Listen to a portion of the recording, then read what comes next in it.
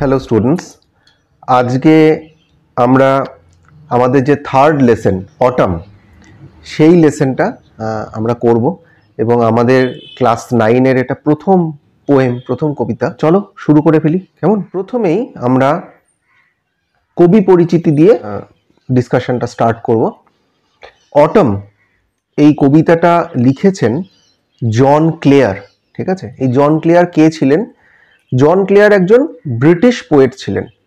আরো ভালোভাবে বলতে গেলে জন ক্লেয়ার একজন রাস্টিক পোয়েট ছিল। ঠিক আছে, যে গ্রামের বর্ণনা, গ্রামের চারপাশের যে বর্ণনা, পরিবেশের বর্ণনা সেটা দিতেন। সেই সময়কার উনি একজন নেচার পোয়েট ছিল। ঠিক আছে, যাকে সাহিত্যের ভাষায় রোম্যান্টিক পোয়েট বলা হয়। সেই কবি কিন্তু জন ক্লেয়ার ছিলেন। আর জন ক্লেয়ার কিন্তু খুব গরিব ঘর থেকে উনি উঠেছিলেন।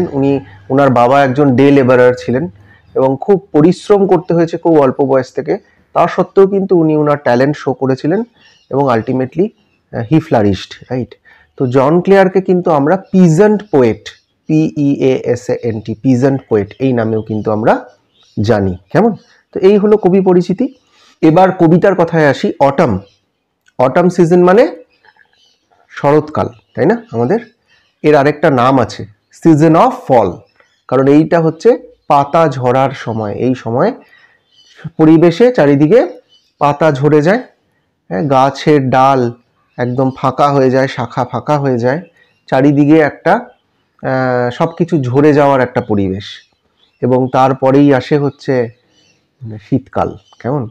তো এই সিজনটাকে নিয়ে কিন্তু বর্ণনা করা হচ্ছে এবং আমাদেরকে অটাম সিজন, আমাদের দেশে অটাম সিজন কিন্তু শরৎকাল, এবং আমাদের দেশে শরৎকাল যখন আসে আমাদের মনে আনন্দ হয়। কেন আনন্দ হয়? কারণ সামনে দুর্গাপুজো, বিভিন্ন উৎসবের একটা মরশুম আসতে চলেছে, তারপরে শীত, খুব আরামদায়ক একটা ওয়েদার, এরকম আমাদের মনে একটা কিন্তু আনন্দ হয়। কেমন? কিন্তু এখানে কবি যে অটামের বর্ণনা দিচ্ছেন সেখানে কিন্তু আনন্দ সেইভাবে কিছুটা নেই। কেন নেই? কারণ এর আগেও আমি তোমাদেরকে টেক্সট ডিসকাস করতে গিয়ে বলেছিলাম যে ওয়েস্টার্ন কান্ট্রিজে শীতটা কিন্তু খুব কষ্টের একটা সময়। ঠিক আছে, চারিদিকে বরফে ঢেকে যায়, জীবনযাত্রা বা জীবনযাপন করাটা খুব দুঃসাধ্য হয়ে ওঠে, বিশেষ করে গরিবদের পক্ষে। তো সেই কারণে ওদের কাছে অটামটা যেন একটা ভয়ঙ্কর সময় আসতে চলেছে, তারই একটা আগমন বার্তা। কেমন? তো সেই কথাটা মাথায় রেখে কিন্তু আমরা অটাম সিজনটাকে ভাববো এবং এই কবিতাটাকে আমরা পড়বো। ঠিক আছে, তো চলো শুরু করি। তোমরা খাতা পেন নিয়ে নাও, যা যা ওয়ার্ড মিনিংস বলবো বা যা যা রেফারেন্স বলবো সেগুলো তোমরা সব লিখে নেবে। ঠিক আছে। I love the fitful gust that shakes the casement all day. I love মানে আমি পছন্দ করি, ফিটফুল গাস্ট মানে হচ্ছে দমকা বাতাস, গাস্ট অফ উইন্ড। ঠিক আছে, আমি পছন্দ করি সেই দমকা বাতাস যেটা কি করে, শেক করে। শেক মানে নাড়িয়ে দেয়। ঠিক আছে, কি? The casement all day. Casement হচ্ছে বড় জানালা। ঠিক আছে, বড় জানালাকে আমরা কেসমেন্ট বলি। দেখো তোমরা ছবিতে আশা করি দেখতে পাচ্ছ, আমি একটা ছবি দিয়েছি কেসমেন্টের। ঠিক আছে, তো প্রচন্ড দমকা বাতাস মাঝে মাঝেই আসছে এবং ক্রমাগত আসছে, যার ফলে জানালার যে কাঁচগুলো সেগুলো কি হচ্ছে, ঝরঝর ঝরঝর করে নড়ছে। কেমন? এবং কবি কিন্তু এই বিষয়টাকে খুব এনজয় করছেন বলছে। তো আমার বেশ ভালো লাগছে কবির কথা অনুযায়ী। And from the mossy elm tree takes the faded leaves away. এবং এই দমকা বাতাসটা কি করছে, মসি মানে হচ্ছে, মস কথার অর্থ হচ্ছে শ্যাওলা। ঠিক আছে, এবং সেটা যখন আমরা মসি বলে দিচ্ছি সেটা অ্যাডজেক্টিভে কনভার্ট হয়ে যাচ্ছে। মসি এলম ট্রি, এলম হচ্ছে এক ধরনের গাছ যেটা বিশেষ করে ওয়েস্টার্ন কান্ট্রিজে দেখা যায়। দেখো আমি তোমাদেরকে ছবিতে দেখাচ্ছি গাছটা। তো এই ধরনের এলম ট্রি, যেটা একদম বেশ প্রাচীন একটা গাছ, যার ফলে তার গায়ে শ্যাওলা জমে গেছে, সেরকম একটা অনেক বড় প্রাচীন এলম ট্রি এর কি হচ্ছে, পাতাগুলোকে, যে শুকনো যে হলদে পাতা সেগুলোকে সব এই দমকা বাতাস বয়ে নিয়ে যাচ্ছে, উড়িয়ে নিয়ে যাচ্ছে। ফেডেড লিভস মানে হচ্ছে ইয়েলো লিভস। ঠিক আছে, এবং সেটা উড়িয়ে নিয়ে যাচ্ছে কিভাবে, উড়িয়ে নিয়ে যাচ্ছে, twirling them by the window pane with thousand others down the lane. টুয়ারলিং মানে হচ্ছে ঘুরিয়ে ঘুরিয়ে ঘুরিয়ে ঘুরিয়ে নিয়ে যাচ্ছে, ঠিক আছে, টুইস্টিং করতে করতে নিয়ে যাচ্ছে, ঠিক আছে, হাওয়াতে পাতাগুলো রোল করতে করতে করতে উড়ে যাচ্ছে এবং উড়তে উড়তে কি হচ্ছে, কবির যে কেসমেন্ট, সেই কেসমেন্টের যে উইন্ডো পেন আছে, উইন্ডো পেন কাকে বলে, কোনো জানালা, অনেক আমরা তো আমাদের বাড়িতে অনেক সময় থাকে দেখবে বড় জানালা এবং সেখানে কাঠের ফ্রেম আছে কিন্তু মাঝখানগুলো কি আছে, কাঁচ আছে, তাই না, গ্লাস আছে, তো এই গ্লাসগুলোকে বলা হয় উইন্ডো পেন, ঠিক আছে। তো এই দমকা বাতাসটা কি করছে, শুকনো এলম গাছের পাতাগুলোকে উড়িয়ে নিয়ে ওই জানালার মধ্যে, উইন্ডো পেনের মধ্যে সেগুলো বাড়ি খাচ্ছে এবং বাড়ি খেয়ে আরো যে বিভিন্ন গাছ থেকে পাতা উড়িয়ে নিয়ে আসছে সেই সমস্ত পাতাগুলোকে একসঙ্গে উড়িয়ে নিয়ে চলে যাচ্ছে কোথায়, ডাউন দা লেন। লেন মানে ছোট রাস্তাকে, শর্ট রোডকে আমরা লেন বলি, ঠিক আছে, সেদিকে উড়িয়ে নিয়ে চলে যাচ্ছে। তো এরকম একটা খুব সুন্দর একটা ছবি ছবি বর্ণনা, যেটাকে আমরা পিকচারেস্ক ডেসক্রিপশন বলে থাকি, সেরকম একটা বর্ণনা কিন্তু কবি ফার্স্ট স্ট্যান্জাতে আমাদেরকে দিলেন। I love to see the shaking twig dance till the shut of eve. I love to see, আমি পছন্দ করি কি কি দেখতে, দ্য শেকিং টুইগ। শেকিং মানে একই, যেটা দুলছে, এরকম ভাবে নড়ছে। টুইগ মানে হচ্ছে ছোট ডালকে আমরা টুইগ বলি, হ্যাঁ, বলতে পারো, লিখে রাখতে পারো, tender and soft shoot, SHOOT, ঠিক আছে। তো এরকম ছোট কচি ডাল, সেগুলো কি হচ্ছে, এরকম এরকম করে করে দুলছে। এবং কবি মনে করছেন এ যেন দুলছে না, এটা যেন ডান্স করছে, ঠিক আছে। তার মানে এই টুইগটাকে কবি পার্সোনিফাই করছে। পার্সোনিফিকেশনের আরো কিছু উদাহরণ আমরা এখানে পাবো কবিতাটাতে। তার আগে তোমাদেরকে বলে দিই what is called a personification. Personification হচ্ছে অচেতন বস্তুতে সচেতন সত্তার আরোপ। কঠিন হয়ে গেল, সহজ করে বলি, কোনো বস্তু যেটার কোনো প্রাণ নেই, কোনো প্রাণহীন বস্তুকে যদি আমরা কোনো হিউম্যান কোয়ালিটিস দিয়ে দিই, ঠিক আছে, বা তারা যদি মানুষের মতন ব্যবহার করে, মানুষের মতন ইমোশন শো করে, মানুষের মতন কাজ করে, তাহলে আমরা সেই ক্ষেত্রে বলি সেটা পার্সোনিফাই করা হচ্ছে। যেখানে গাছের ডাল, যদিও প্রাণ আছে কিন্তু গাছের ডালের কি, গাছের ডালের তো কোনো হিউম্যান কোয়ালিটিস নেই, সে তো আর ডান্স করতে পারে না, সে হাওয়াতে দুলছে, এইটুকুই, একটা সরু লিকপিকে ডাল, সেটাও দুলছে। কিন্তু কবি কল্পনা করছে এ শুধু দুলছে না, এ ডান্স করছে, নাচ করছে। এবং কতক্ষণ নাচ করছে, till the shut of eve. Eve এটা হচ্ছে ছোট করে বলা হয়েছে ইভিনিং, ইভ মানে ইভিনিংকে, হ্যাঁ। তো এটা কতক্ষণ দুলছে, যতক্ষণ না সন্ধ্যা নেমে আসছে ততক্ষণ, ঠিক আছে।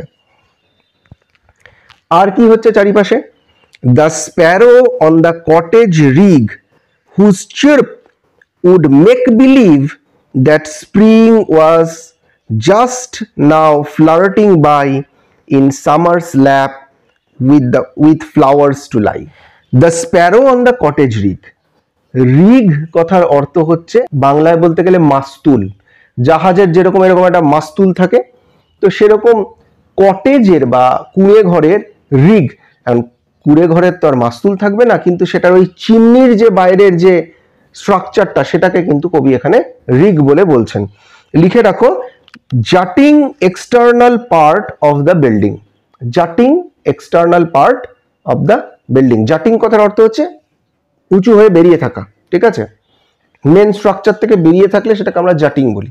চড়াই পাখিগুলো কি করছে, চড়ুই পাখিগুলো on the cottage rig whose chirp would make believe, তো তারা ওইখানে কিচিরমিচির করছে এবং সেই আওয়াজটা শুনে কবির একটা মেক বিলিভ হচ্ছে। মেক বিলিভ কথার অর্থ হচ্ছে একটা ভ্রান্ত ধারণা হচ্ছে, একটা ফলস বিলিভ হচ্ছে।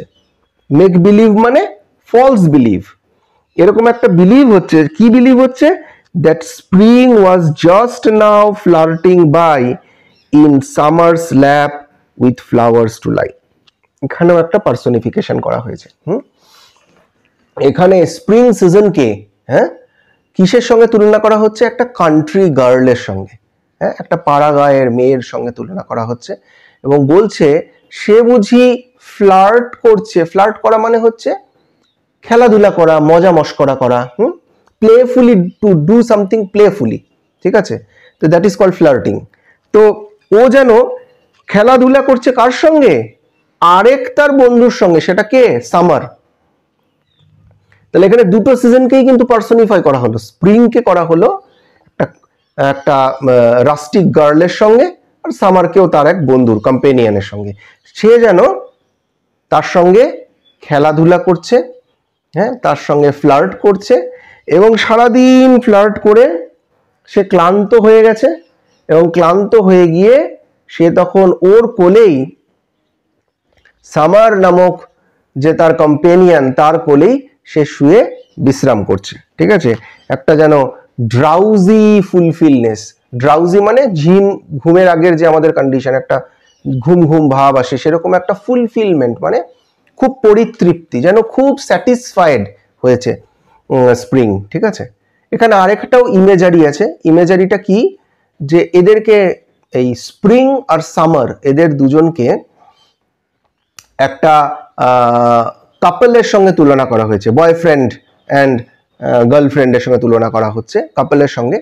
এবং মনে করা হচ্ছে ঠিক যেন স্প্রিং, সে তার বয়ফ্রেন্ড সামার, তার সঙ্গে খুনসুটি করছে, ফ্লার্ট করছে, মজা করছে, খেলাধুলা করছে, সারাদিন এইভাবে মজা করে কাটিয়ে দিচ্ছে, এবং দিনের শেষে যখন সে ক্লান্ত হয়ে পড়ছে খেলাধুলা করতে করতে, সে ওই সামারের কোলেই শুয়ে আরাম করে বিশ্রাম নিচ্ছে, এবং সেই বিশ্রামের মধ্যে একটা পরিতৃপ্তি আছে, একটা স্যাটিসফ্যাকশন আছে।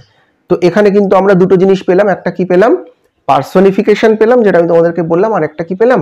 ইমেজারি পেলাম। ইমেজারি মানে হচ্ছে কোনো কিছুর মাধ্যমে যখন আরো ব্যাপক অর্থে কোনো কিছুকে বোঝানো হয়, ঠিক আছে? তো সেটাকে বলা হয় ইমেজারি। তো এখানে দুটো জিনিসের কিন্তু আমরা এক্সাম্পল পেলাম। তাহলে প্রথম দুটো স্ট্যান্জা আমি একবার রিড আউট করছি, দেখো তোমরা নিজেরাই বুঝতে পারছো কিনা। I love the fitful gust that shakes the casement all day, and from the mossy elm tree takes the faded leaves away, twirling them by the window pane with thousand others down the lane. I love to see the shaking twig dance till the shut of eve, the sparrow on the cottage rig, whose chirp would make believe that spring was just now flirting by in summer's lap with flowers to lie. ঠিক আছে? আশা করি বুঝতে পেরেছো। With flowers to লাই মানে চারিদিকে তো পাতা ঝরার সময় ফুল পাতা সবই ছড়িয়ে পড়ে আছে, তো সেই যে এরিয়াটা যেখানে ফুল পাতা সমস্ত কিছু ছড়িয়ে পড়ে আছে, সেটাকে মনে করা হচ্ছে সামার্স ল্যাপ। ল্যাপ মানে হচ্ছে কোল, হ্যাঁ, সেই কোলের মধ্যে যেন স্প্রিং রেস্ট নিচ্ছে, ঠিক আছে? চলো পরের পার্টটায় যাই। কি বলছে? I love to see the cottage smoke curl upwards through the naked trees.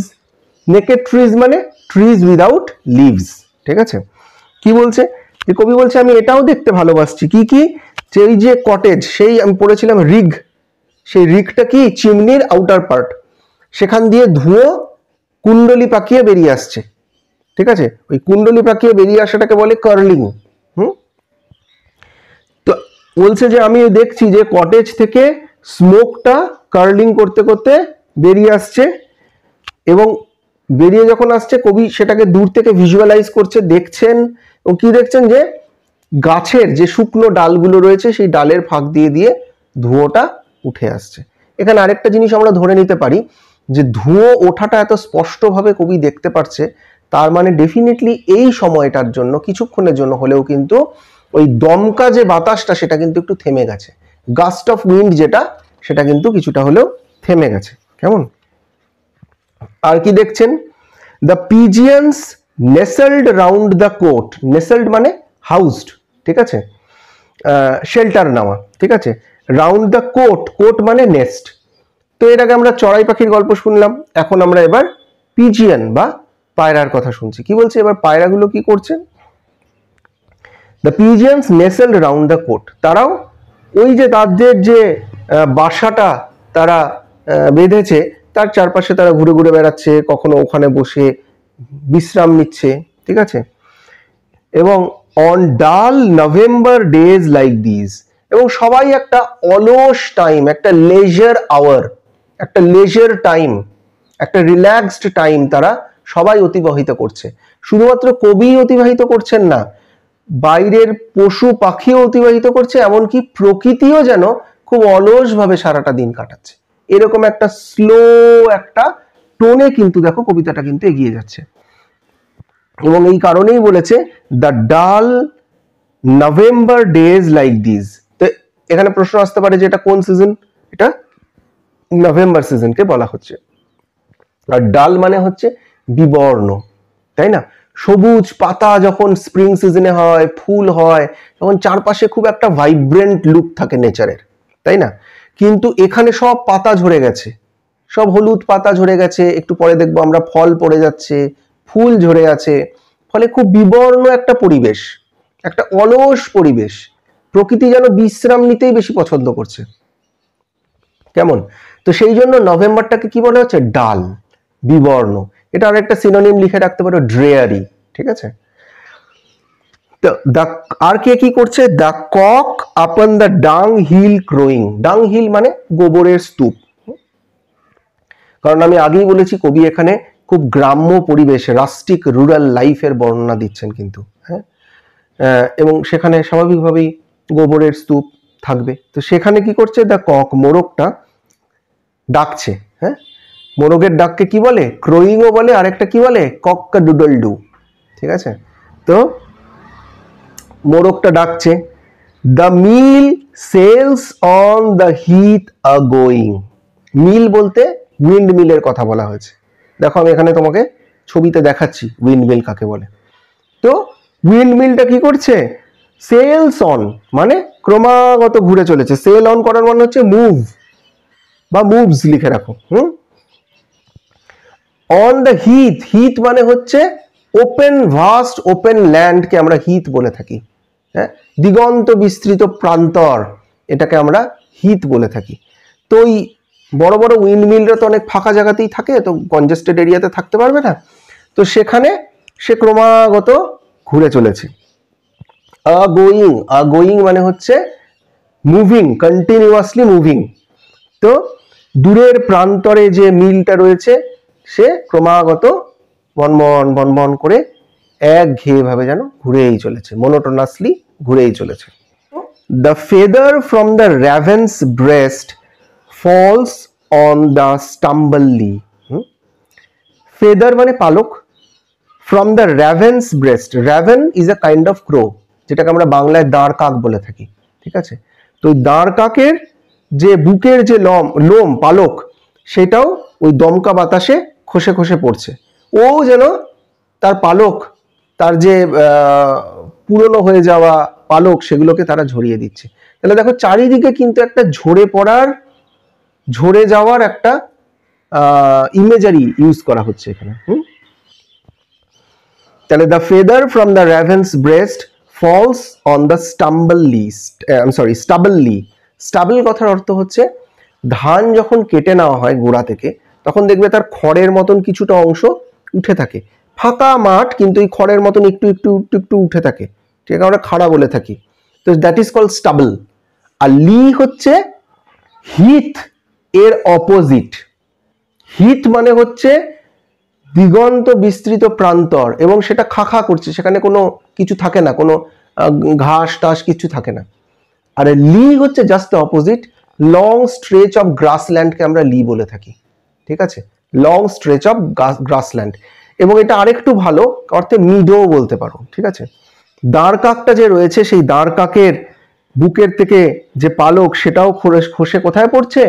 খড়ের যে ছোট ছোট মাথাগুলো বেরিয়ে রয়েছে সেখানে পড়ছে। আর কি হচ্ছে? The acorns near the old crow's nest fall pattering down the tree. Acorn কাকে বলে? ওক গাছের যে ফল, যে নাট খয়েরি রঙের হয়, দেখো দেখাচ্ছি আমি তোমাকে। তো এগুলোকে বলা হয় অ্যাকর্ন, ঠিক আছে? তো সেই ফলগুলো ঝরে পড়ছে ওক গাছ থেকে, এবং সেটা ক্রমাগত ঝরে পড়ছে, ফলে টপাটপ টপাটপ টপাটপ একটা সাউন্ড হচ্ছে। এই যে টপাটপ sound, that is called pattering sound, ঠিক আছে?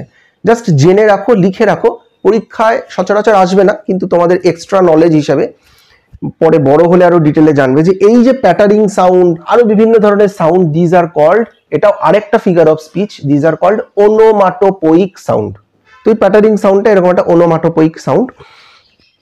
তো এই ক্রমাগত যে অ্যাকর্ন গুলো পড়ছে, হ্যাঁ, এবং কোথায় পড়ছে, ওই দাঁড় কাকটার যে নেস্টটা আছে, হ্যাঁ, ওল্ড ক্রো, ওই র্যাভেনকে বলা হচ্ছে। ওল্ড ক্রো কাকে বলা হচ্ছে? ওই র্যাভেনকে বলা হচ্ছে। তার যে নেস্ট আছে তার কাছেই ওই অ্যাকর্ন গুলো ক্রমাগত পড়ছে গাছের নিচে, ঠিক আছে। দেখো এখান থেকে আরেকটি জিনিস বোঝা যাচ্ছে, তোমাদেরকে যদি ঘুরিয়ে প্রশ্ন করে যে র্যাভেনের নেস্টটা কোন গাছে ছিল, উত্তর হবে কোন গাছে ছিল বলো? ওক গাছে ছিল, ঠিক আছে। প্যাটারিং সাউন্ড দিয়ে পড়ছে, এবং এই ফলগুলো কিন্তু খুব ডিলিশিয়াস খাবার পিগসদের জন্য, সেই জন্য the grunting pigs, grunting again this is a sound, পিগসরা যখন আওয়াজ করে, শূকররা যখন আওয়াজ করে, that is called grunting sound. তারা কি করছে? তারা দৌড়ে দৌড়ে আসছে, দ্যাট ওয়েট ফর অল, তারা সব ওয়েট করছিল কিসের জন্য? যে কখন এই অ্যাকর্ন গুলো পড়বে, এবং যে মাত্র পড়ছে সেগুলো তারা কি করছে? স্ক্র্যাম্বল অ্যান্ড হারি হোয়ার দে ফল, যেখানে দে বলতে অ্যাকর্নস গুলোর কথা বলা হচ্ছে, অ্যাকর্ন গুলো যেখানে পড়ছে তারা সেখানে স্ক্র্যাম্বল করছে, মানে স্ক্র্যাম্বল করা মানে হচ্ছে to move very fast, and হারি খুব দ্রুত গতিতে যাচ্ছে সেগুলোকে কালেক্ট করার জন্য, সেগুলোকে খাওয়ার জন্য। তো এখানে কবিতাটা শেষ হলো। কিছু ইন্টারেস্টিং ছোট ছোট কিছু কোয়েশ্চেন বলি। এখানে তোমাদেরকে প্রশ্ন করতে পারি কি কি পাখির কথা বলা হয়েছে, কি কি বার্ডস এর মেনশন করা হয়েছে। তাহলে এখানে দেখো আমরা স্প্যারো পাচ্ছি, পিজিয়ান পাচ্ছি, র্যাভেন পাচ্ছি,